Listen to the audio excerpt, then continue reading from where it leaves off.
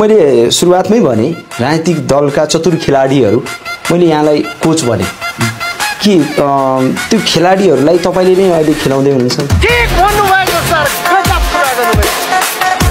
कांग्रेस आबद्ध महिला संघकी केन्द्रीय सदस्य डाक्टर सीता घिमिरे, मलाई एउटा कुरा बताउनुस्, तपाईको नाम अगाडि डाक्टर लेखाएको छ, त्यो सर्टिफिकेट चोरीको कि पढेर ल्याउनु भएको छ?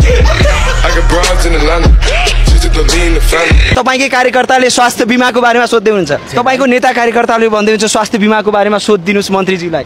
हामी काम गर्दै छौं कि अहिले केही भन्ने बेलै भएको छैन है। तपाईकै नेता हैन उहाँले भन्नुभयो अहिले हामी काम गर्दै छौं, बेला भएको छैन, के भन्नु छ?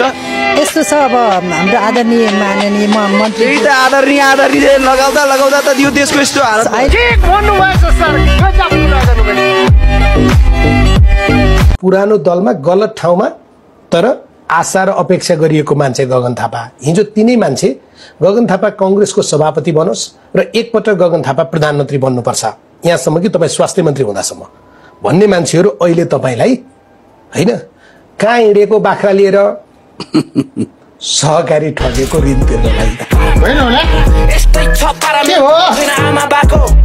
मजाको झापड काठमाडौँको मेयरले तपाईहरुलाई हान्दिनु भयो नि हैन? उहाँले हानेर केही फरक पर्दैन। उहाँले के भन्नु भएको छ भने अब खोला मात्रै होइन, टोडी खेल खुला मञ्च पनि आफ्ना कार्यकर्तालाई दिने अध्यादेश पास गर्नु भएको छ।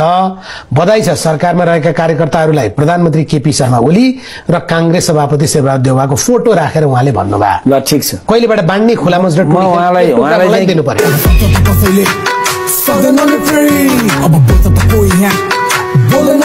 जनता अज्ञानी पनि हुन्छ के? जनता भने दुईटै हुन्छ। जनता अज्ञानी हुन्छ भने त सर 52 सालमा सशस्त्र युद्धको तपाईहरुले सुरुवात गरिराख्दा 17,000 मान्छे मर्नी र मार्नी अवस्था आउँदा त्यति बेला जनताले तपाईलाई साथ दिए, जनता अज्ञानी भए। जनआन्दोलनमा जुन रूपमा मान्छे मरेर ठूलो क्षति भयो त्यति बेला जनता अज्ञानी भए। यत्रो समय 18 वर्षसम्म यी राजनीतिक दलहरूलाई चाहिँ साथ दिनुपर्ने बाध्यता आयो, जनता त्यहाँ अज्ञानी भए। जनता त्यसो भए 7 सालदेखि यता राणाकालदेखि यता जनता सधैँ अज्ञानी।